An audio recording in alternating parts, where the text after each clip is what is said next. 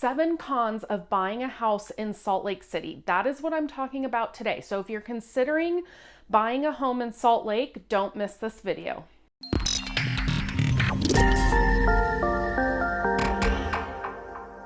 Hi, this is Melissa Ballman, and I'm a real estate agent here in the greater Salt Lake City area. So what that means, if you're looking at making a real estate move, I'd love to connect with you.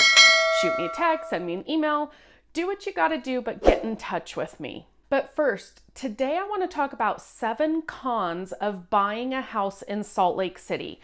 Now, just to be clear, I'm talking about the actual Salt Lake City. So if your mailing address says Salt Lake City, not like Cottonwood Heights in Salt Lake City.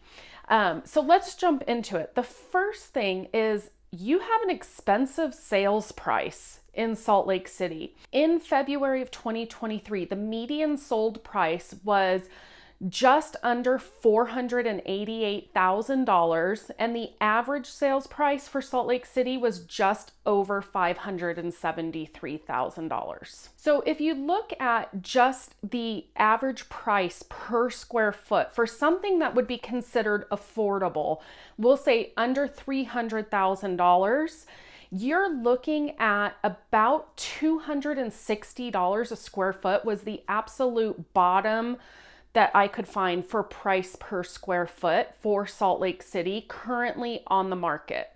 But they actually went up to $625 a square foot. When you look at the greater Wasatch Front area, I mean, that's a really high price per square foot. So just keep that in mind when you're looking at Salt Lake City. Next, you have older homes in Salt Lake City. It is not uncommon to find houses that were built in the late 1800s and early 1900s.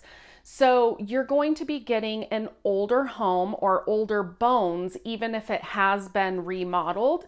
And some people love that. So if you're one of those people that love the charm of an older house, then this may actually be the area for you because you will find the older homes in Salt Lake City. But the thing to keep in mind with older homes, it's going to get more expensive if you need to update the home.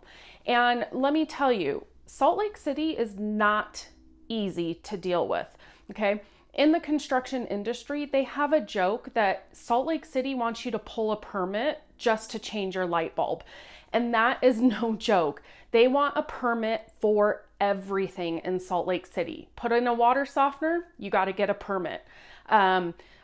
I had a client buy in Salt Lake City a couple years ago. They replaced their driveway and poured new concrete.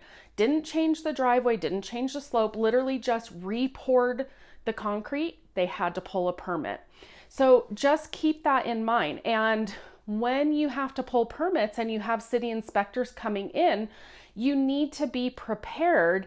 Let's say, for instance, and I'm not a building expert, I'm not a contractor, so you need to look into this, but let's say, for instance, you're remodeling your bathroom. Well, they could walk in the bathroom and be like, oh, you don't have a GFCI, you need to update your electrical in here and have a GFCI outlet that's required by today's codes. And you start getting into electrical work in those older houses, it's going to be expensive.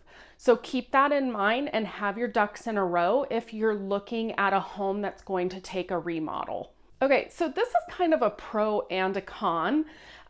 Salt Lake City, because they are a more established area with older homes, they have beautiful mature trees in most of the neighborhoods that you go to.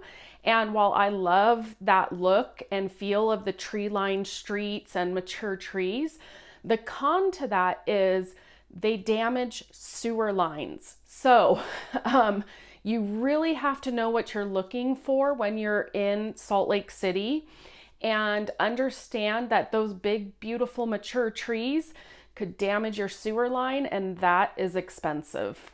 The majority of homes in Salt Lake City are not known to be big lots. So if you're looking for a home that you can have a nice sized fenced yard, Salt Lake City may not be the one for you. Now, of course, there are pockets of Salt Lake City area where you could find nice sized lots, But if you're talking about like the avenues, Sugar House, downtown Salt Lake City, they're just really not well known for having a large lot, and they're mostly going to be small lots. So be prepared for that. Another thing is Salt Lake City has a lot of multi-unit family homes.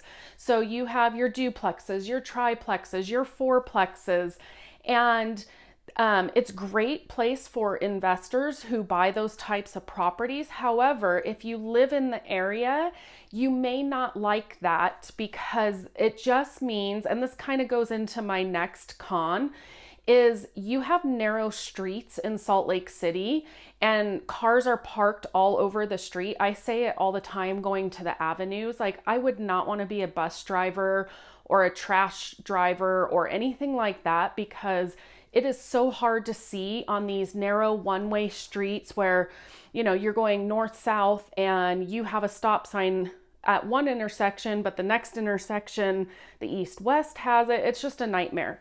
So with having more multifamily properties, chances are you're going to have more traffic, more cars on the street, and add to that next con that I mentioned of narrow streets and cars parked all over them, making it difficult to kind of navigate the area sometimes. I have found, even with going to clients' houses that purchase homes in Salt Lake, even if they have ample driveway space, it can be very difficult to back out of your own driveway without the fear of hitting a car that's parked on the street. So don't just think, oh, I have a good sized driveway, I have plenty of space. Think about when there's cars parked and you're trying to back out of your own driveway. And then finally, because the houses tend to be older in the area, you have a greater chance of the neighborhood looking more rundown, because maybe the paint is peeling off the wood and it's expensive to repaint the house, or the wood paneling on the front, it's, peeling and cracked and it needs to be replaced. And, so there's just a lot more work that goes into the older homes, just like I was mentioning with the interior. But then on the flip side, you have that on the exterior, where it is more work and upkeep and expense to keep up the outside of the house. Whereas, of course, if you go into a newer neighborhood with homes that are a few years old, of course, they all look pretty good and not a lot of maintenance on those. So I hope you enjoyed my video today. If you're looking at making a real estate move, I'd love to connect with you. Reach out to me. I am always here to help, but as always, make it a great day.